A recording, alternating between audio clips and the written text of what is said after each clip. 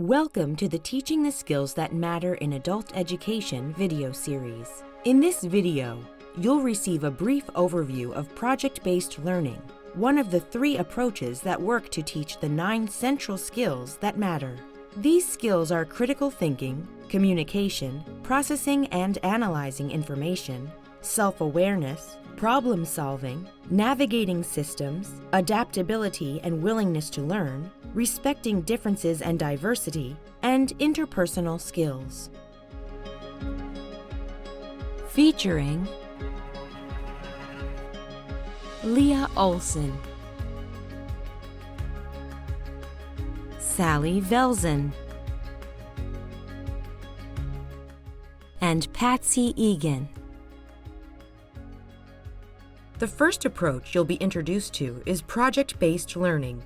You'll find more information about project-based learning in tab 6 of the toolkit. In project-based learning, students gain knowledge by addressing essential questions or lines of inquiry, setting and prioritizing goals, and engaging with authentic real-world tasks. The project can be related to building learners' knowledge of community resources, careers, changes in the workplace, or academic subjects such as social studies or science. Or it could even be a creative combination of content. Let's take a look at project-based learning in action with Lia Olson in her multi-level ESL classroom. Her students range from low intermediate to high intermediate English language learners. She's conducting a financial literacy lesson about eating healthy on a budget. You'll find this lesson in tab 3 of the toolkit. Step 1. Instructor and/or learners identify essential question or line of inquiry. We're going to do a lesson about eating healthy on a budget. Because we want to know how much we have, so we know how much to spend, right? Okay. So how do we decide if we have enough money? How do I know I have enough money to buy something? You check your money. I check my money. How do you check your money? But you know how much you have. You do? It's here? After that I check my account. Okay, you call or No, my account online. you go online and check your account. Fantastic. Step 2. Instructor shares the project plan and schedule with the learners. And we're going to research the cost. So, what does research mean? Why? Look, to find, check. Perfect. Yeah. So we're going to look for the cost of the healthy foods at different stores today. Then we will calculate the cost of a healthy meal. You will be responsible for writing the notes for the group. We need a person for each job.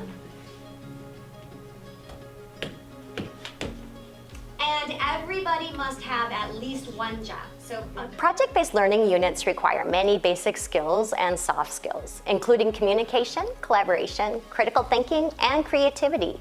And they are typically multidisciplinary. Step 3. Learners collaborate on tasks associated with the project. yeah, it says student thing that will be running for a new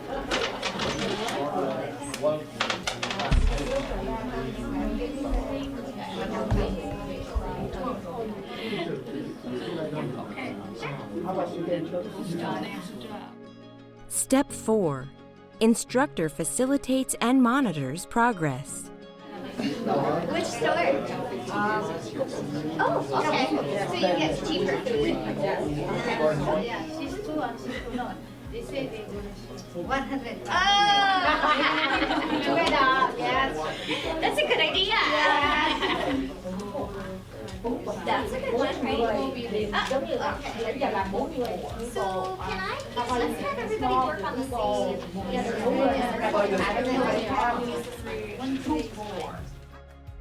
Step 5. Learners complete the project and present their work publicly. 1 pound, the amount is 79 cents.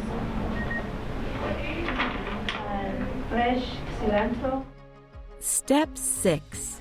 Instructor and learners assess the project outcomes. Does the project meet the requirements? So we had these requirements. If you think yes, if you're like, cilantro isn't healthy, somewhat, your choice. At the end of our project, we do some reflection that encourages students to think about their learning, how they work together, and what they've gained from this line of inquiry and resulting project. Step 7.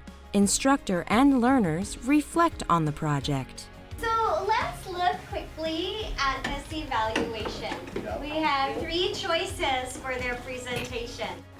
In my experience, project-based learning harnesses students' strengths, builds on their interests, and it provides opportunities where students work not only on academic skills, but also have opportunities to practice soft skills. They can learn about key content for adult learners, such as financial literacy, health, or workforce preparation. Another reason to consider project-based learning is that it is naturally multi-level and lends itself to the complexities of adult education. A student can take on a role in the project that makes sense for them, but that also is a safe place to be challenged by a task because they're working in teams and have support. This concludes our overview of the project-based learning approach for teaching the skills that matter. In our next video, we'll discuss problem-based learning. Thank you for watching.